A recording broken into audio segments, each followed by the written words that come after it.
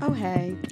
Oh, hey. I'm like, I know our listeners are expecting to hear Ben right now, which you will very shortly. But we just had a little disclaimer. You're going to hear some references to a past recording or something that Ben used to say. It's because we recorded this episode once.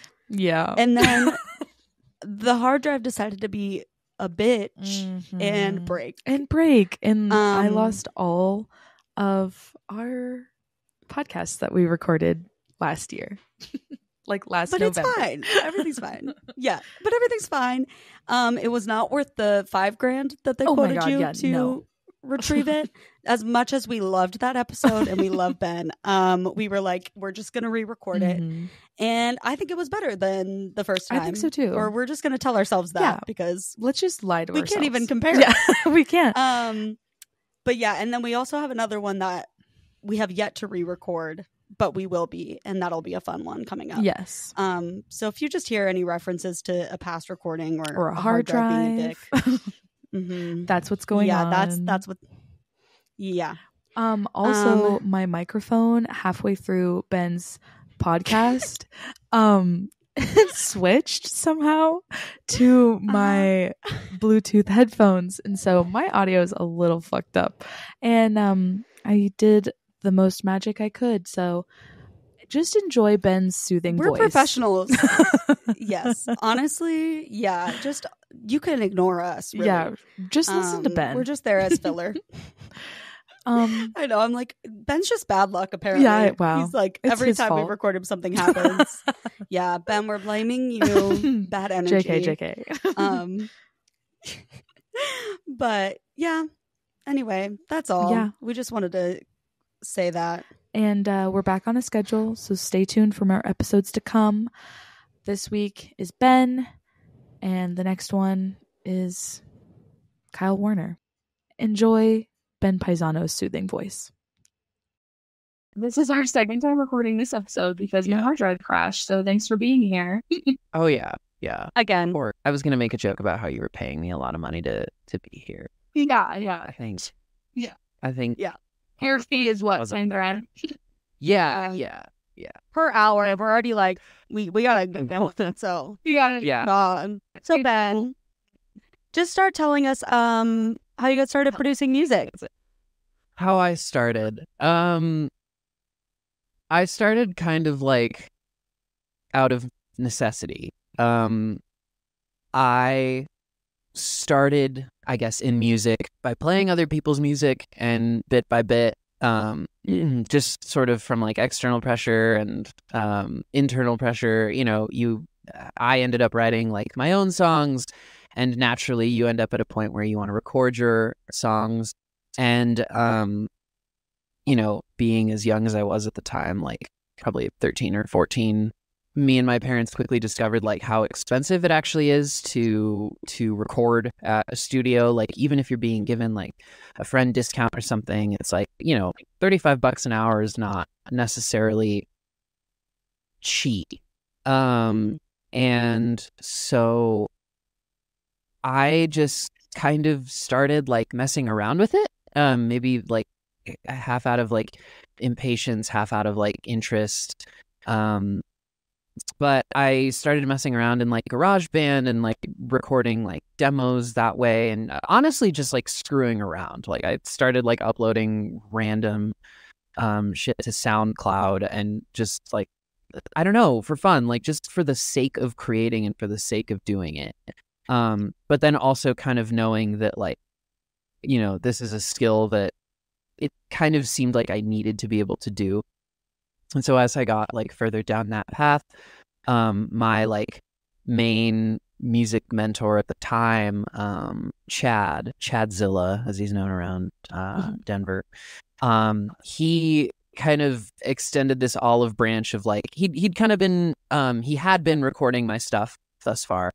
And he'd, been showing me the ropes essentially of, the very basics of like recording. And at one point, I expressed like interest in home recording, I think. And he was like, oh, well, I have this like old interface sitting around. Like, do you want to, borrow it for a bit? Or, I forget what it was. Or he was like, oh, I'll loan it to you for a bit.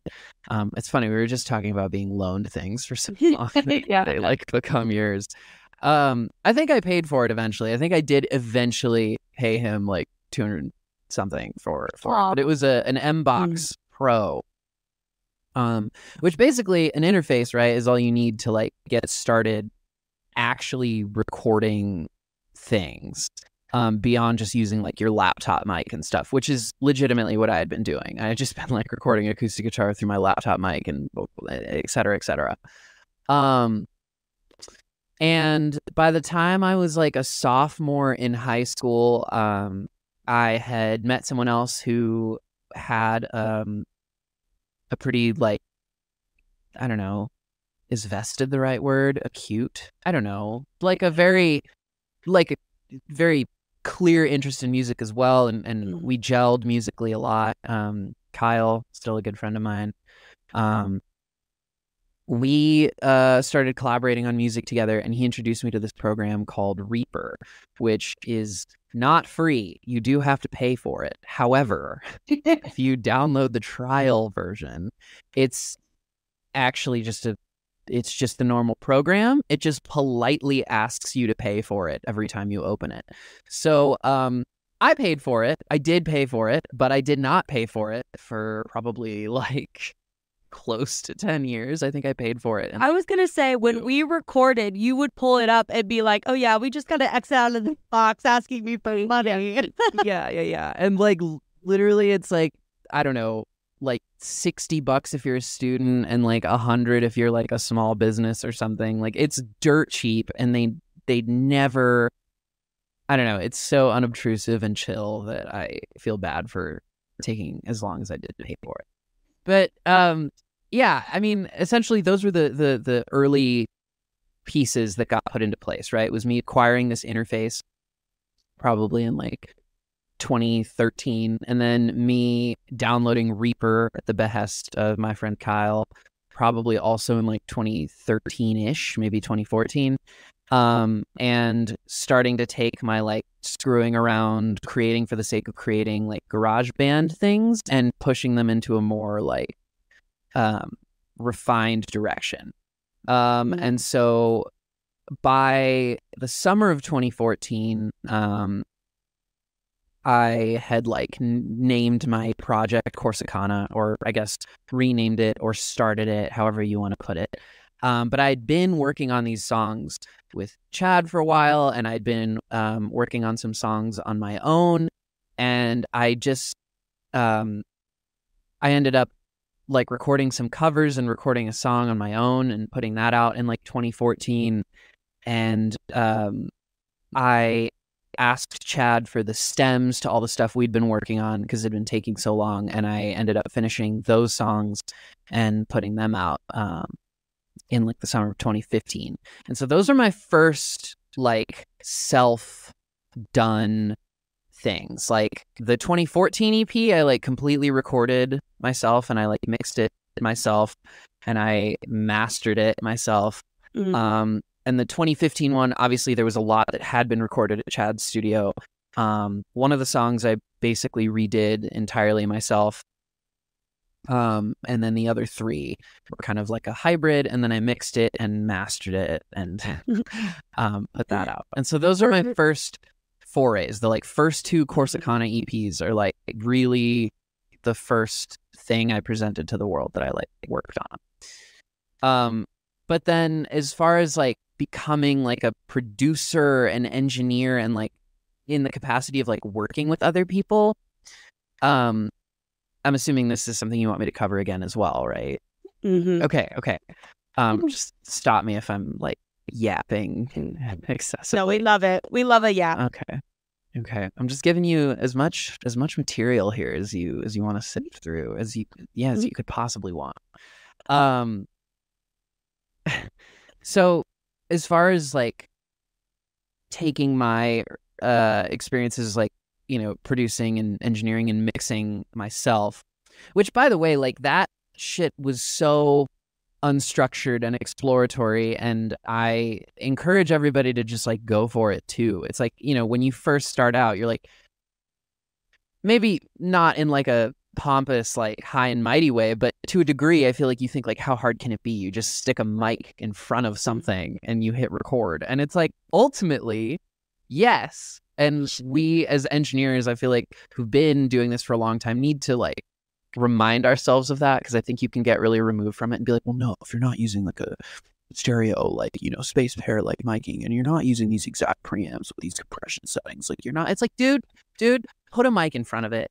And like, if the performance is good and the instrument's in tune and it's being played well, or the singer, whatever, like, it's easy to get away from these basics. But yeah, my first foray was very much like, okay, I bought a mic stand and an SM57 and I plug my acoustic guitar directly into my interface. Like, let's fucking go.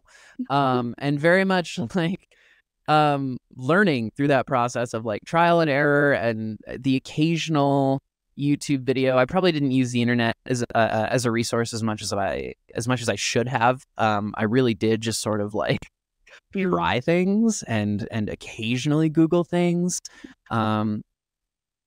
So I kept going with that. And I ended up putting a couple like full-length albums that I largely engineered and produced. Like I said, there was one record with Kyle where it was like 50-50 that we put out in like 2015, maybe May of 2016. And I still am proud of that in ways. And so that could be considered the first like collaborative effort. Like, a lot of the time he would bring fully formed songs to me, and then I would almost like act as somewhat of a producer. Even though he was too, I would sort of like take his skeletons of songs, acoustic guitar and vocals, and like build around them, which, both of you having worked with me in varying capacities, perhaps that's a familiar thing to hear. That was my first time doing that, being like essentially like the band guy and producer guy, where like I kind of fill out the songs around this like core part. And the whole album wasn't necessarily done that way. Like, there were songs where Kyle gave me something basically finished and I just like added a few things, and vice versa. But for the most part, I would say largely that album started with like smaller ideas that I helped like build up. And he's free to call me out on this if I'm like misinterpreting or remembering wrong. But I feel like that was my first experience working with someone else's material and like helping bring it to life, and then largely like mixing it and handling like the mastering as well. It would be another, and then obviously the first Corsicana record, which was entirely me. I had it mastered by someone else, but I did everything on that album. And that came out in September of 2016. And so I'd been kind of, building the skills, so on and so forth. I ended up attending CU Denver in 2016, right? Fall of 2016. And as one does in music school, you just start meeting people and you start talking about like wanting to do certain things, whether that's like, I kind of want to start like a side project, or I kind of want to, I don't know. I feel like I was in a place where I was just like, I feel like it'd be really fun to like help produce like someone else's material.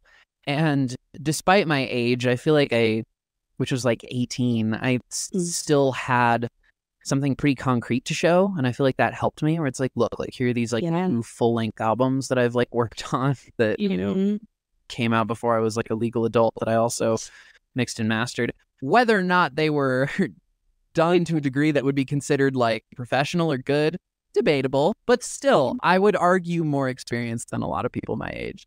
And so I think that, I think that won over, that's all I needed to like win over one person. And that ended up being Abigail Osborne. We worked on a single of hers under a different project name. And yeah, I mean, it was very like, it was very, what's the word, kind of ramshackle, kind of jury rigged. Like, you know, she came over to like my parents' house. We went into my parents' basement. There was like a sketchy like fold out table, like shitty old fold out table, which I think y'all were privy to as well. Yeah. With the little M-Box Pro and my like shitty, you know, 2012 MacBook. And I literally had like 2 mics. I had like the SM57 and these like $70 MXL mics, which I still have and still use. Shout out to MXL for making like decent budget mics. And yeah, I mean, we like worked on her first, as far as I know, first like single that she released together, and it was fucking crazy. I put an SM57 on like a kick drum. I mean, I wasn't really a drummer at the time. I didn't know how to tune drum. It was, you know, but that was the first one, and that was the first like, that was like the reassurance that like, okay, I really enjoy not just working on my own music and being a songwriter and an artist, but like also expressing myself in the way of like being a producer and an engineer. And I think even mixing is a very like artistic thing. I think there are people who mix very like scientifically and kind of like coldly, and that's cool too. There is like a place for that where it's just like, fuck, I just need this to sound like good. But I think there are people who mix a bit more like artistically and fold that into their artistic process a bit more. And so that became very, very like important to me. Like anytime somebody asks me to produce, I usually kind of gently nudge and I'm like, please let me mix this too. Like I really want to mix this too. Yeah.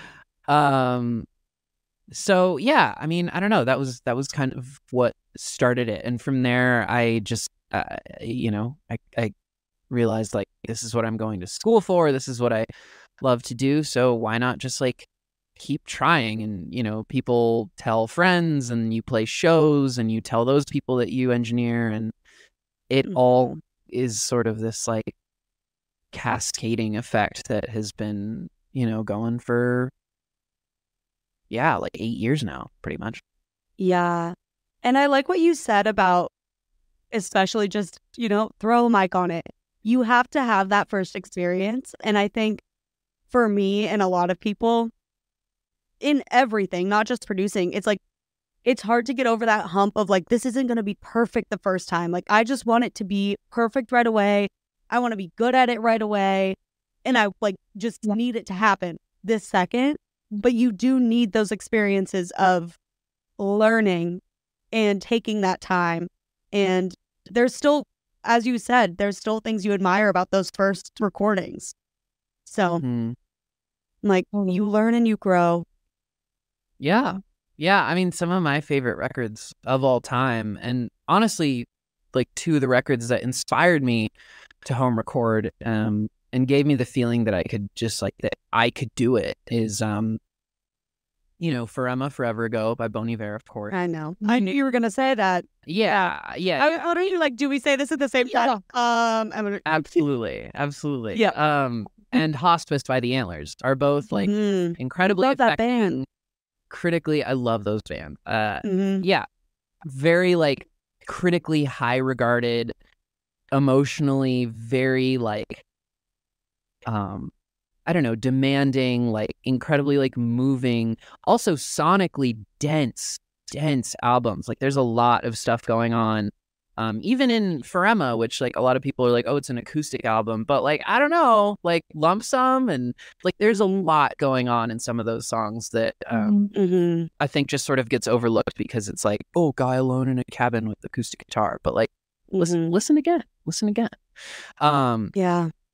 Those albums were both recorded with, I think, literally an M-Box and an SM57. And I like dug through gear forums and like, you know, dug through old interviews and nerd, you know, yeah, for sure. I mean, I don't know. I had definitely more time on my hands in high school to just sort of like deep dive and rabbit hole on like my favorite artists, just trying to figure out kind of like what made them tick and what made those albums sound the way they did. And when I found out they were made so like simply. You know, Hospice wasn't even made in like a cabin or anything. It was, as far as I understand, in the frontman Peter's like Brooklyn apartment. And like the reason why some of the vocal takes, this sounds like it could be like, people speculating, but I'm pretty sure it was in an interview where he says like some of the vocal takes are really quiet because he had to try and like not wake people up. And that's what like pushed the vocals for certain songs in like a really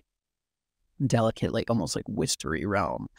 And so I don't know, just like reading all that, I was like, well, what the fuck am I waiting for? Like, if these like masterpiece albums, and like I didn't care if they were well received by critics or not, I loved and still do adore those albums, and they're so important to me.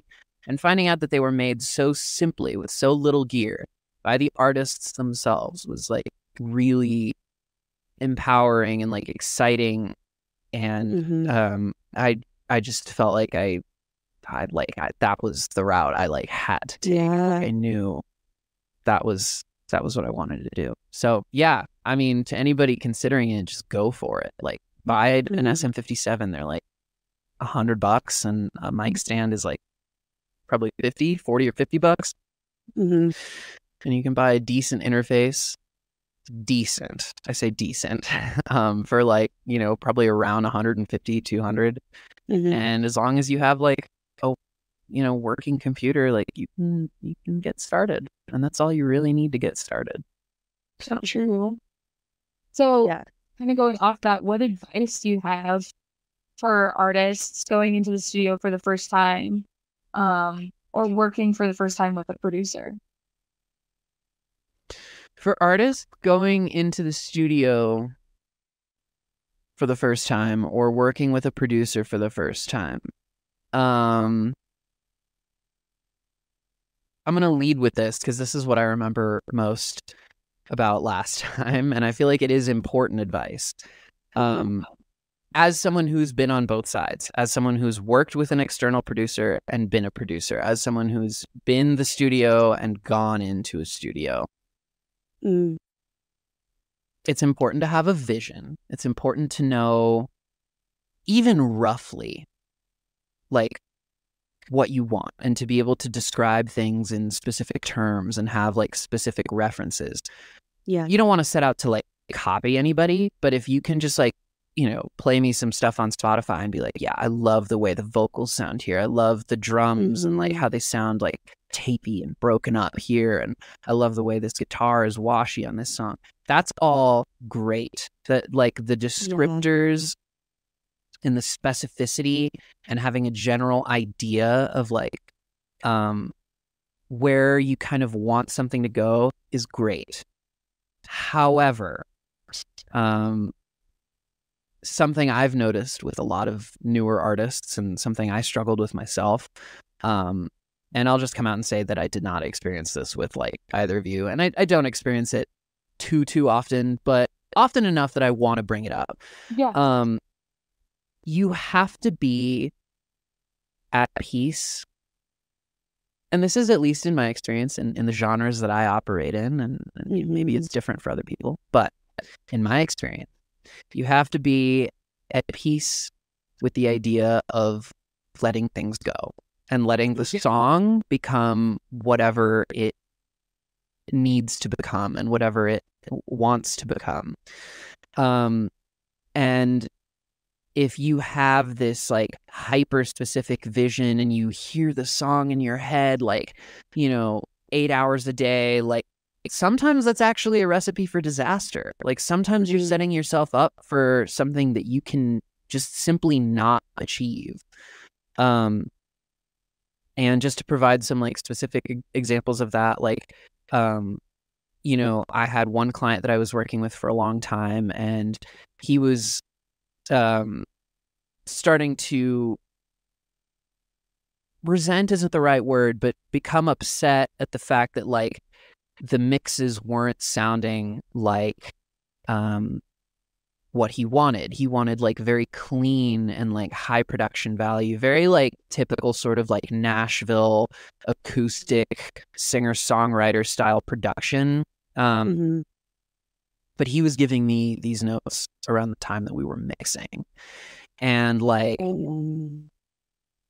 he had been recording everything himself, just with like a, you know, pretty cheap mic with a pretty cheap interface and his laptop, and overdubbing a shit ton of things. And then his like electric guitar was just acoustic guitar with a bunch of Logic plugins. And his bass was like, you know, same thing. Just acoustic guitar with a bunch of plugins. And again, you can put something out with those parameters that's really fucking cool. But if you have this idea of like super hyper clean, tight Nashville, you know, acoustic singer-songwriter pop, like maybe Noah Kahan would be a good modern example of that.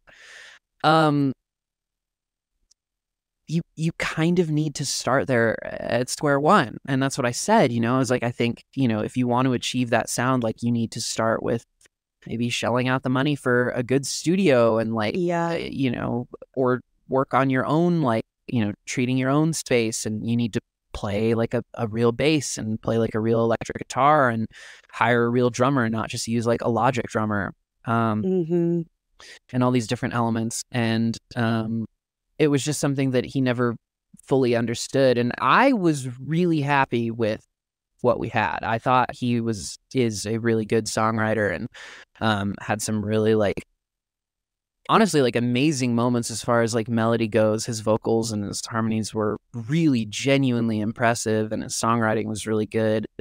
But that frustration of his like was just sort of a weird roadblock, and it led to us like, I don't think those songs will ever see the light of day, which is a bummer. But it's like, you need to be okay with letting things shift and letting things be what they are. You know, and that can come up earlier in the process too, with like arrangement and like, oh yeah, like I want this. This is a specific real life example as well, is like, you know, someone wanted these extremely dense layers of vocals. I mean, we're talking like 100 plus tracks of like vocal harmonies and doubles and like a really complicated like bass part that was like arpeggiating, and this bass part was written on MIDI keyboard, I should say too. It was not played or written on a bass. It was played and written on a MIDI keyboard that I was then to transfer over and play on a real bass guitar. And you know, this client had been living with the demo for so long that when it came time to like record the bass, I was like, you know, listen, this is not a part that a bass player would ever come up with, just because of the like hand positioning. This is not a part that like would ever feel supernatural to play. This is not a part that feels like it complements the song. And you have all these like insanely dense like vocal arrangements going on as well. And I think it's too much. I think it needs to be pared back in order for the song to like be able to breathe more and flow better and feel more cohesive. And they just like they didn't want to hear that. They got someone else to play the bass, which is totally fine. And I offered that up as an option. I was like, I might not be the player for it. These are just my feelings. And they went and they got someone else, which great. If that part's closer for them, then great. And they went ahead and recorded all the vocals. And when it came time to mix, we ran into all the issues. And, you know, I did the best I could, and I spoke my mind, and I said, I think if you want this to be better than what it currently is, then you're going to have to go back to the arrangement and make some decisions there that you might not be stoked about, but that kind of have to happen. But because of that, you know, I've heard it called, and I call it demoitis, where you live with this demo for so long that it becomes sort of like your gospel of like, it has to sound like this. Whether it's a literal demo or just this vision in your head, like to achieve the best thing, like I genuinely think like you have to be able to like let go of certain things. Yeah, for sure. And let the song be what it wants to be. And yeah, I don't know, you know, and there's certainly room for discussion and pushback and disagreement. And I think it's important to have those conversations with like a producer where like, you know, if someone's pushing you in a direction that you're like really uncomfortable with, because I've had the inverse happen too, right? Where someone's like, oh, I don't care what you do. Like, do whatever you think is best. And I was like, okay, for sure. And they provided some references and I was like, okay, rad. And I did a bunch of stuff and I kept sending like different drafts and revisions and they were like, yeah, okay, sounds great. And then I sent like an almost mix. Like it was like the full arrangement mostly. And I had started mixing it and I think we were just like wrapping up some like guitar stuff. And they sent me a piece of feedback that was like, yeah, I really want it like more acoustic. Like I really want it to sound more like City and Color. And I really like think like that the guitar part should like sound like this. And I really think that like the bass part should sound like this. And I wrote back and I was like,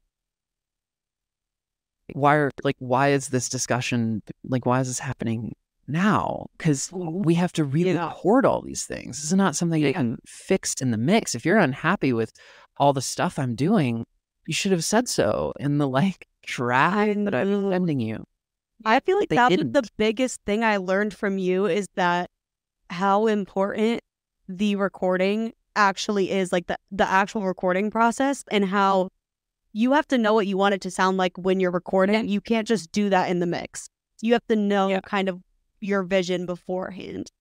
Yeah. That was super helpful for me because I was just like, oh yeah, you can fix it in the mix, do whatever, you know? And it's like, no, you need to know what you want when you're recording it. So yeah, and you have to feel, I think, comfortable. So it's like a double-edged sword or whatever. Like you have to feel comfortable voicing your opinions and your concerns right when they arise, and not waiting until the song is essentially done. Yeah. But simultaneously, you also have to have this like grace of like knowing when it's time to like let go of something. I mean, we're confronted with that kind of thing in our daily lives, outside of music all the fucking time, where you have to let go of someone or something or the idea of something. It's like, I can like daydream about, driving a Ferrari all I want, and I can take steps to try and make that happen. But like the reality is that right now, given like my constraints and my income and, all this, it's like, I'm not going to be able to drive a Ferrari, and I just have to be at peace with that. And so it's a weird example, but like truly it translates to the studio too, where like, if you want some insane, cleanly produced, like, pop summer anthem or whatever, it's like, maybe you shouldn't work with me because that's just not what I do. And and so that's the other thing too, I think is something I brought up last time is know who you're working with. Yeah. And like, I think it's easy if you're like a newer artist to just see like big names in your scene, and, hear about really expensive studios around town and be like, well, that's really expensive and that's a big name, so I'm just gonna like do that. And it's like, if you're like shopping for cars or something, again bringing it back to the car thing, it's like, you can kind of be assured. It's just the first thing that came to mind on it. I don't know. But it's the same with like instruments, right? Like you can buy like a cheapo no-name keyboard and it's probably not going to be the best to like play. It's probably not going to feel or sound very good. Or you can spend bigger money on like an expensive Korg and it's like, oh, it has like weighted keys and it makes such nice sounds. Yeah. Studios and engineers are not like that. I stand by that. Like, yes, nicer gear will like sound nicer, but it all just doesn't matter if you're working with the wrong person or if you're working with someone who just doesn't understand what you're doing or just like a bad fit. Yeah. So yeah, and I'm remembering more and more now that I might have led with this advice last time, is like, don't just work with someone because they're expensive or they're a big name or their studio is really like cool looking and they have like great photos on their website or whatever. listen to their stuff, find their like portfolio, find stuff that they've worked on that has their name on it. And listen, if you're a producer and engineer, have a playlist with your stuff on it. Don't make it hard for people to find, like, if you're trying to get into this, like, don't make it hard for people to listen to stuff that you worked on, because presumably you're proud of it and excited about it and want to show people. So, like, make a playlist, man. Like, put that out there. But yeah, like, listen to what people have worked on and like prioritize that. And if you're super impressed by someone's work and then you find out that they work out of like a garage or their parents' basement, who cares? Who Don't cares? judge a Like, book by its cover. Work with them. Like, and you know, you can twist it in various ways, but like some of my favorite engineers that like I've worked with, you know, was like a parent's basement, or a you know, like a little like mini like garage extension to a house, like a room that's literally like smaller than my living room. And I think the moral there is like, don't just like be like, ooh, shiny and also very expensive. And you know, that's why it's kind of really easy for like budgets to just like balloon out of control. Like I see Kickstarters for albums, you know, in the higher 5-digit range, and it's like, yes, all of this is very expensive, and if you can raise the money, then fuck it, yes, absolutely do. But you know, if you're paying $500+ for a mix, like, don't pay that money just because that's what they charge or their name is like on stuff that you recognize. Like, listen to their mixes and try to imagine your music through that lens and ask yourself if that's the right fit for you. Because sometimes the $500 plus mix engineer working out of a multi-million-dollar studio is going to make a worse mix for your music than someone working out of their bedroom. Like, I don't know. I've heard some pretty unbelievable mixes from people who just work on a laptop in a bedroom, and they don't even have like, you know, like a desk or monitors or something. Like, they're literally just like headphones, laptop, and they're fucking crushing it. Yeah, so crazy. Just listen. Just use your ears, not so much your eyes and like your, you know, credit debt to like determine who you want to like work with. I know, credit limit. Yeah, exactly. It's like, it's about what it sounds like at the end of the day. And well, and people get so that like looks like. Yeah, like the big studios and the big producers, and big meaning expensive, are upset that now anyone and everyone can release music, and it's like, but they're doing it better sometimes than you are. What type of demo do you prefer gets sent to you? Do you want one that is more fleshed out with a vision, or do you want one that's bare bones? That depends. And I think I gave the exact answer last time. If you're one person and you're coming to me to work on something, I tend to like more stripped back stuff. Like just an acoustic guitar and vocals, or maybe like a drum machine and some acoustic guitar and vocals, because I operate more in the sphere as a producer of someone who really likes like spitballing and like trying stuff and coming up with stuff and like messing around on different instruments and trying a bunch of different vibes, and that's usually when I have the most fun and I feel most fulfilled, and that usually ends up being the like stuff I'm most proud of. Like when it's like done and out there, I'm like, oh yeah, like this is really rad. I have worked with more like full demos being presented to me by like individual people, and those tend to go more south because of the demo-itis.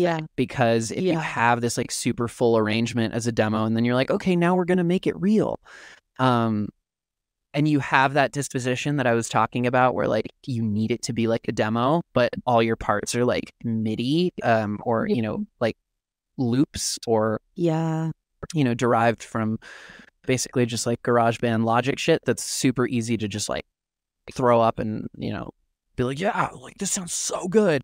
And it does, but it's not necessarily always realistic in a literal sense, where like the Logic drummer just doesn't sound like a real drummer a lot of the time to me. No. And also realistic in the sense where like that creates an unrealistic expectation for a final product sometimes. So if you're an individual and you're coming to me with a demo, I would much prefer like a really like bare bones,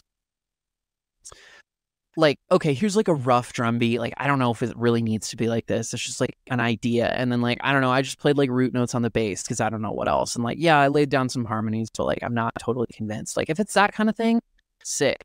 If you present me with something that's like basically almost done, my response is either going to be like, it's basically going to be one of two things, which is like, one, be ready to let go of a lot of things. And let's like kind of break this down and build it back up. Or I'm going to say, like, why do you need me? This is basically done. And if we're just like re-recording things in like a higher quality like capacity or whatever, then okay, cool. Like that's fine, but that's just not necessarily what I prefer. Like I've done it, but it's just like I have more fun when there's like play. Collaboration. Yeah. Collaboration, yeah. If you are a band, I feel like it makes way more sense to have like, in that case, I actually do kind of want the opposite, because if you're a band and you come to me and everybody's just like, I don't know, man, like what about this? And like, what about this? That gets so chaotic. That gets really chaotic. There's a lot of like time that gets like wasted, just to be honest, because like every take is like different if you're live tracking, and like it's fun to have looseness and realness to takes and to arrangements, and I like that. But if everybody only has like a loose idea of what they're doing and like the drummer is just like playing their default drummer beat, it's like I kind of just, I check out a little bit, because I'm like, like if the music doesn't mean enough to you to have like a part that you're really excited about and you're just like noodling and soloing or just like on autopilot over shit, like what am I here to do? You know what I mean? I shouldn't have to tell you to like write something that you're stoked on for this recording session. And that's happened to me a few times where it's just like people just show up and kind of do whatever, and every take is totally different, and I have very little like energy for that sort of thing. Like I'll do it, I'll record it, I'll mix it, and if people are happy with it, awesome. It's far from my favorite thing to do, and I think everybody, regardless of how loose they play it live, like you should have a part when you come into the studio, or several different ones that you try, but like unless the mission is like improvisation, you should and like that's not only a waste of like your producer's time, but your time and your money.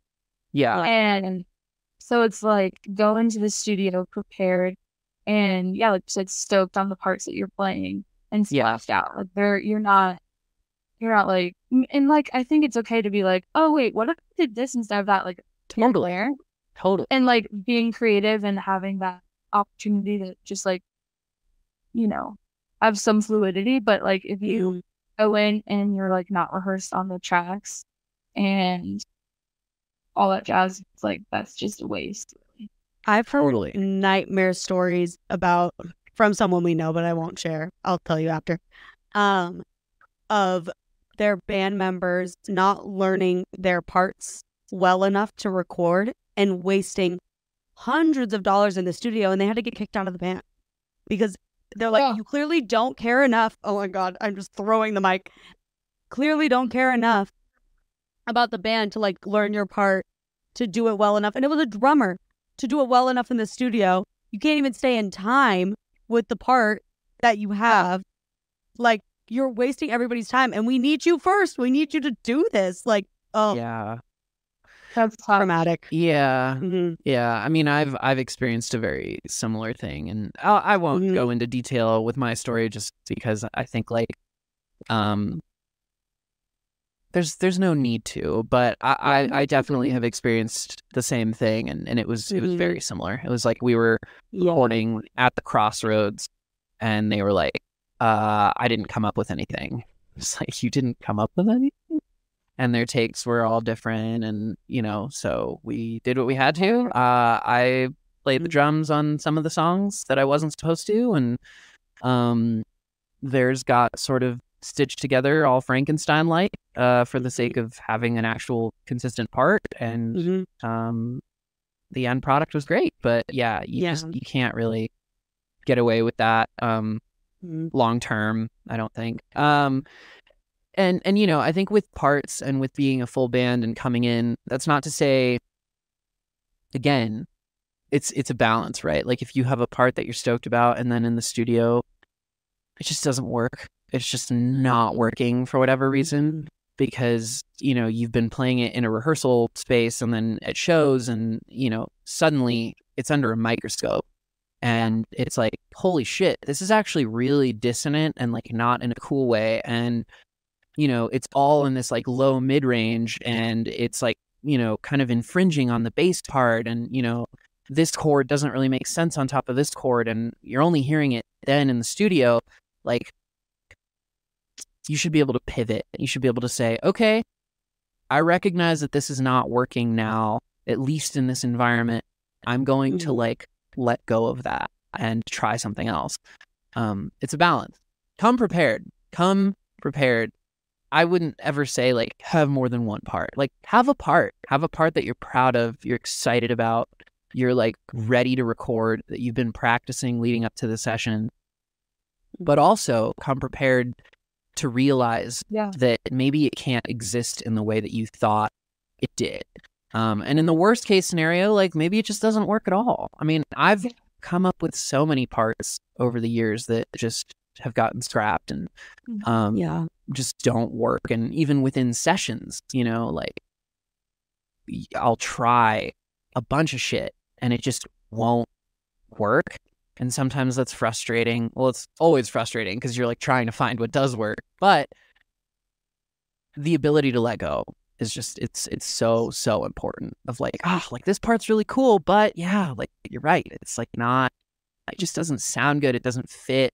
It pushes the vibe of the song into like corny territory. Like just the ability to like shift and like go with the flow, but being prepared.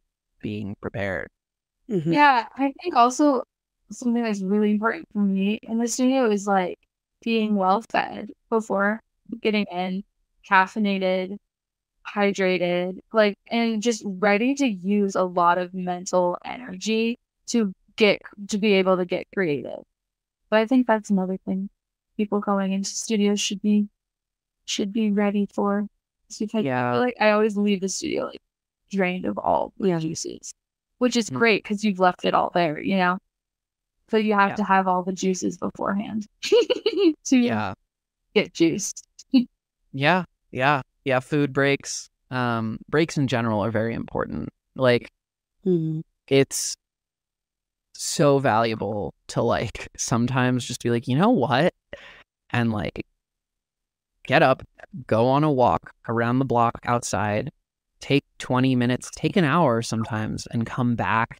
And like that can make such a difference. And that's what's hard about these big time studios sometimes too. And big time, expensive producers and studios is that most of the time they charge hourly, or a lot of the time. Sometimes they do day rates and stuff as well. But you really feel the fucking pressure when you're paying like $1,000 for a day of recording or $2,000. And you're like, I am fried and I need to eat something and go on a walk and talk about something else. And you just feel like you can't because you're burning money.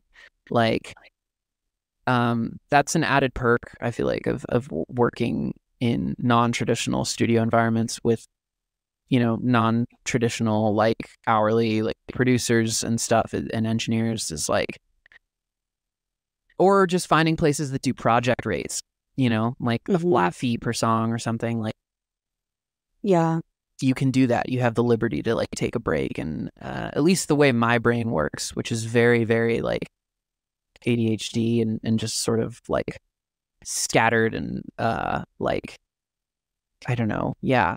Somewhat anxious. It's like, I need the breaks. I need the breaks and I can't do longer than like, that's the other thing too, is like a lot of engineers I know will pull like 12 or 13 hour days. Yeah.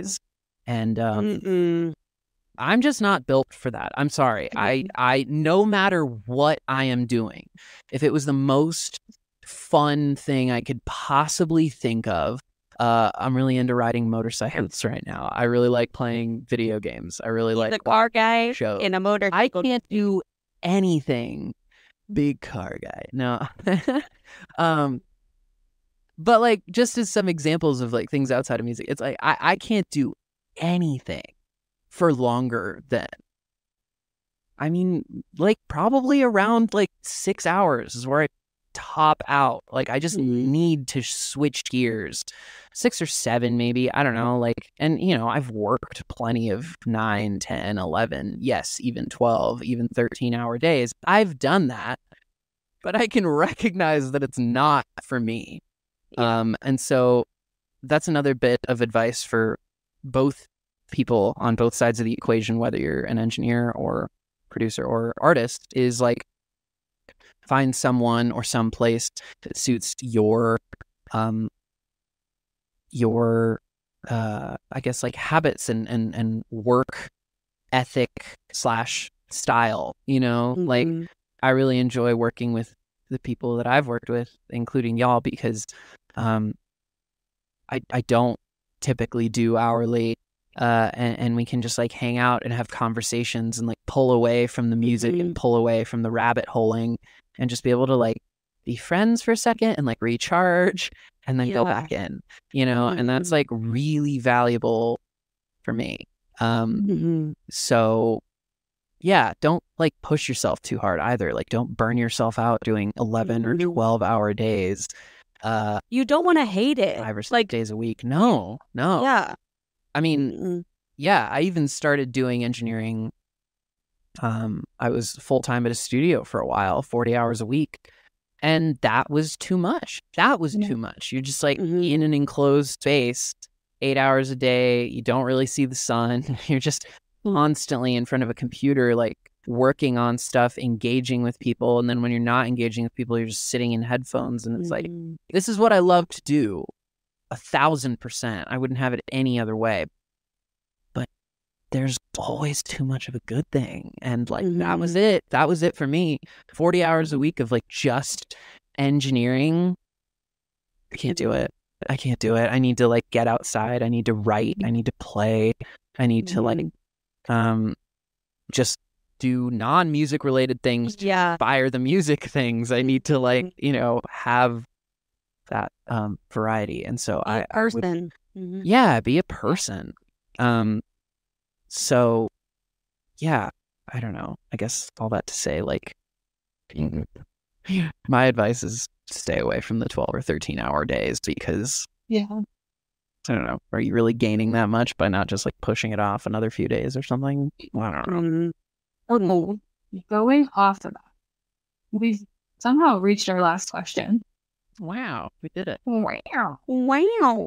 Yeah, Ben, you have a tendency to answer our questions before we've asked them. Like, you just get going, and then you answer the questions that we're going to ask. Right.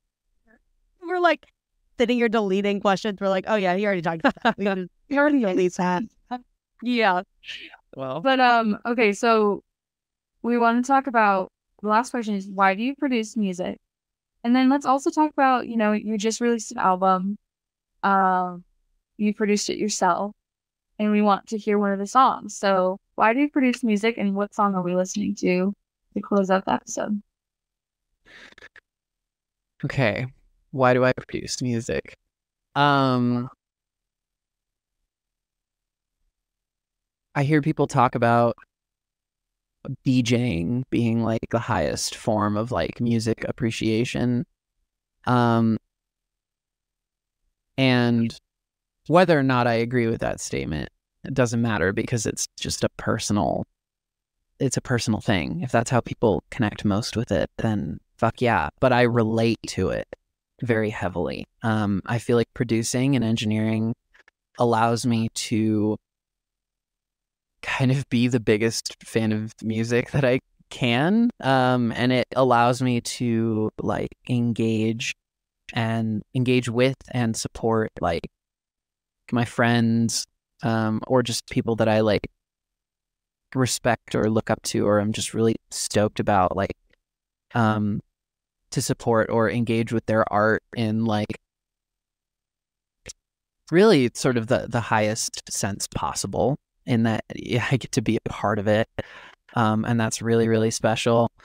And it's like really inspiring too. Like it's really inspiring to constantly hear like all these incredible like songs from all these people, and like to learn their music to the degree that I do, like, you know, pretty intimately.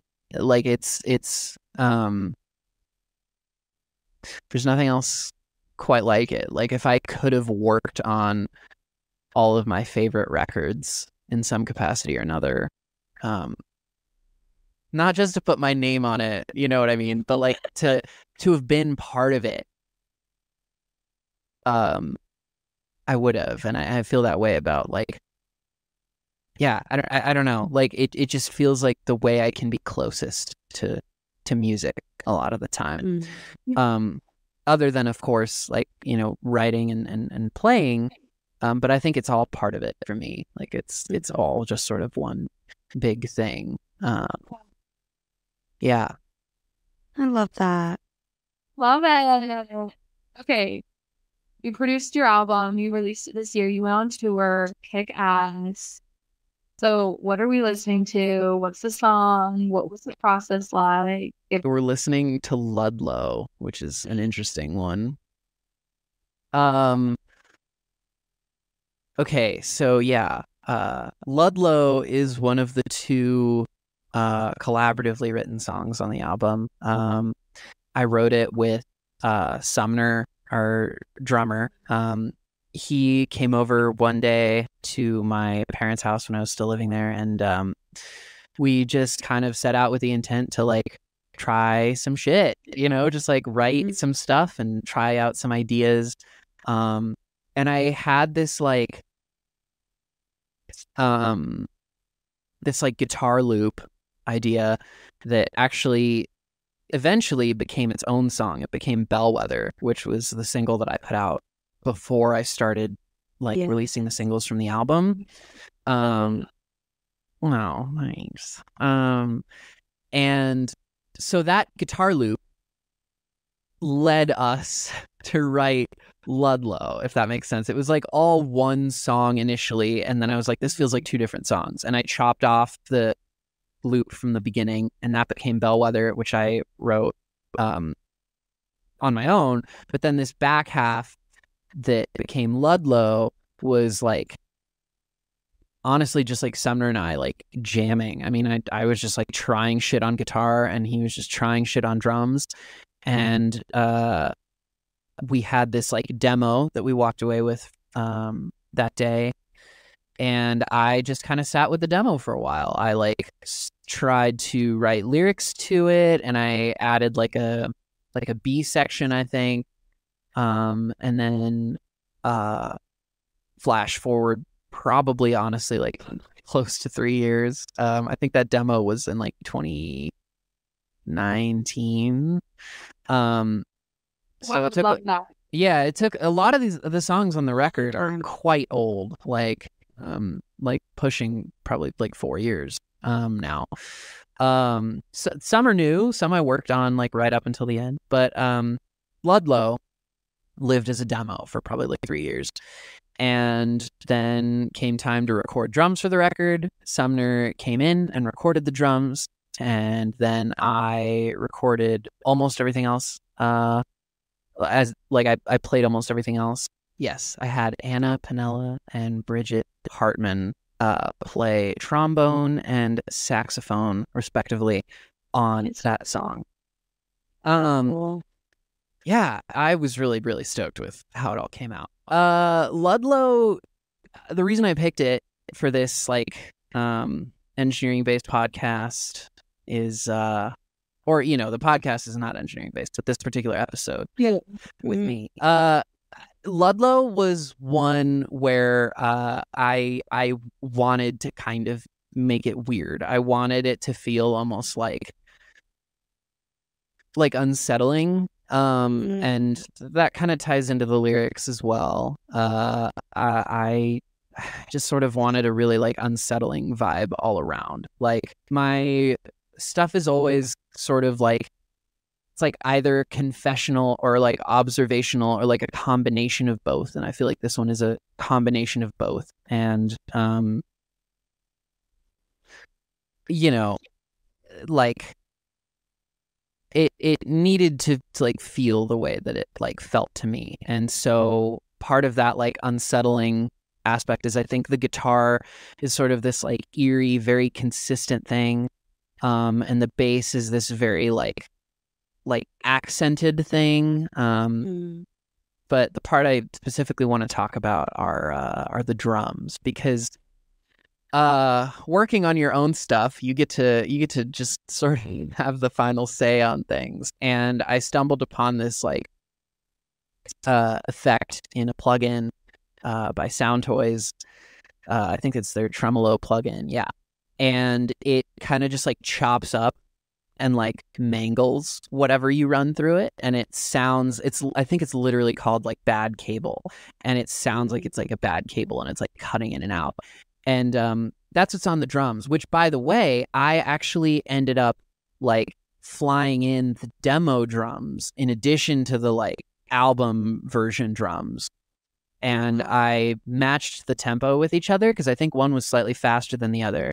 And then I like hard panned them and did some weird shit with like the snare, where I think they like share the snare, if that makes sense. Yeah. But again, all feeding into that like sense of like unsettling, where you're like, okay, these are the drums, but like something's off. Like something is definitely off. And it's like, oh, there's two kits and there's like a weird, you have this like phase cancellation effect happening where, the exact same things are being hit. And so they're kind of messing with each other.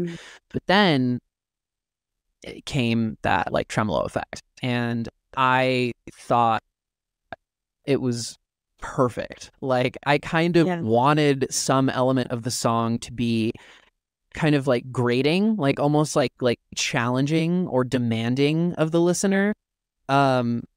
Because I appreciate songs that make me kind of do a double take and be like, what? Like, why do they do that? And then, like a few listens later, or maybe more than a few listens later, I'm like, oh my God, this is brilliant. Like, I love this. And if it wasn't for that choice, like I wanted to do something like that. And I wanted something that, like I said, like made the song like an element that was almost like grating.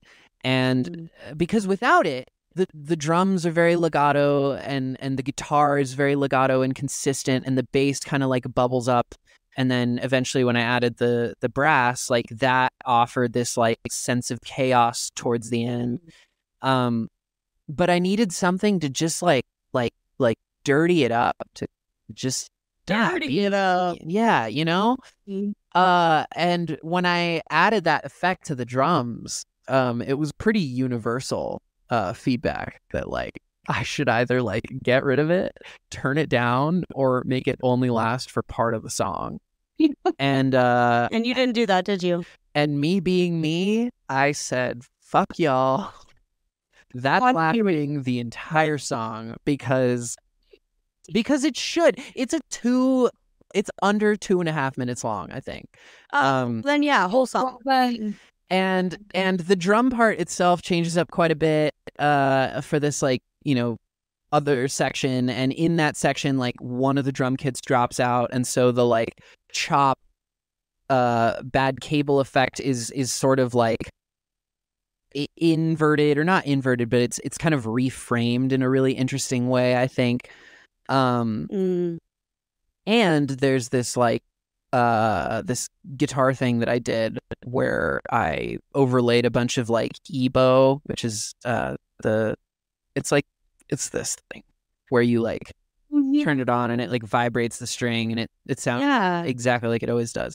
Yeah, I did that, and I overlaid like 3 or 4 parts, and I like pitched them up an octave, and then I ran it all through like my cassette player. So there's that like kind of unsettling, like broken up, like aged element, and I think that pairs really well with the like kind of like mangled drums. And I don't know, I'm just like I'm proud of that song, and even if like most people disagree with it, I'm glad I followed through on committing to the like broken cable effect for the whole song, because I think in a way it like I think it kind of defines the song really. Like, and then the vocals are super fucked up and weird too. There's probably like 10 or 11 vocal tracks, maybe more, and like a bunch of them are just like kind of buried and run through different filters, and then the main vocal is like I think there's like a layer of like auto-tune, but then it's also like harmonized, so it's like generating all these like fake like harmonies and shit, and layered, and then that's like run through like an old tape effect and stuff. And I really just like wanted to play with the idea of like aged, kind of off kilter, unsettling but interesting. Like when you watch like a David Lynch, when you watch something that's like directed by David Lynch, a lot of the time you're like, what the fuck am I watching, and why can't I look away?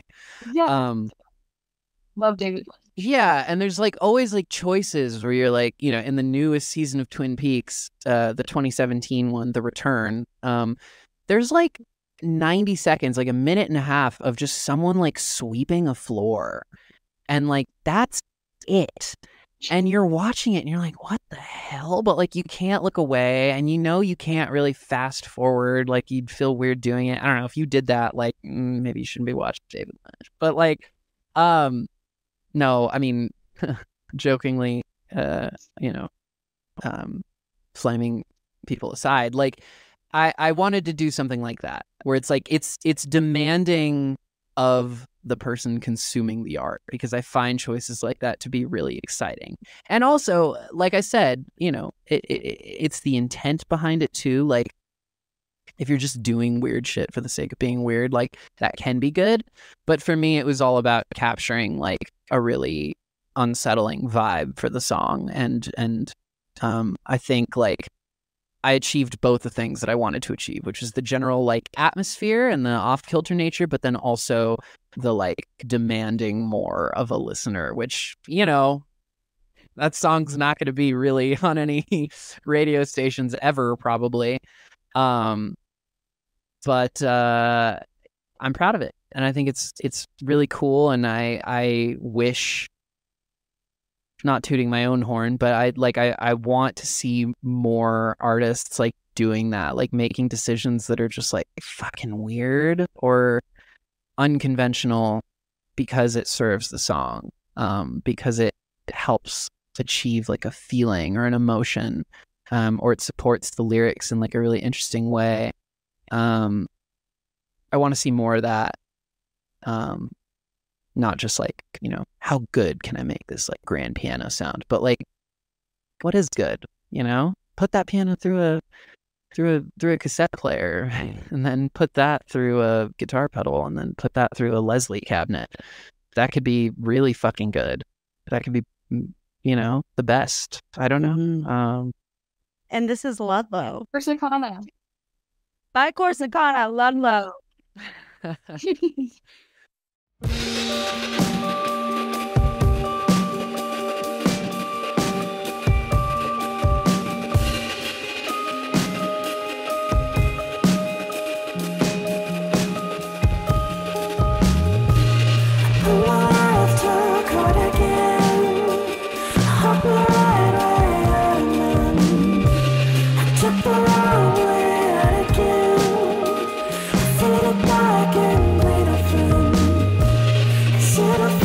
that you try to pin everyone that you've ever lost, but you force it until it fits. Is it the blindness that you know?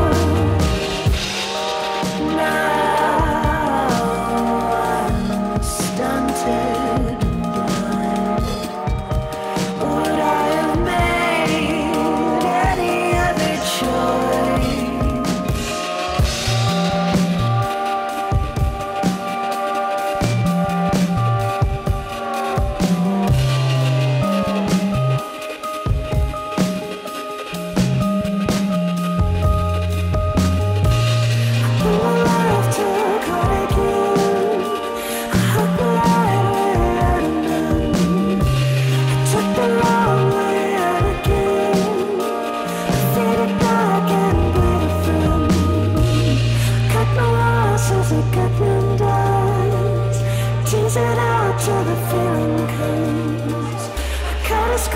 As you know to love, it's just as much what you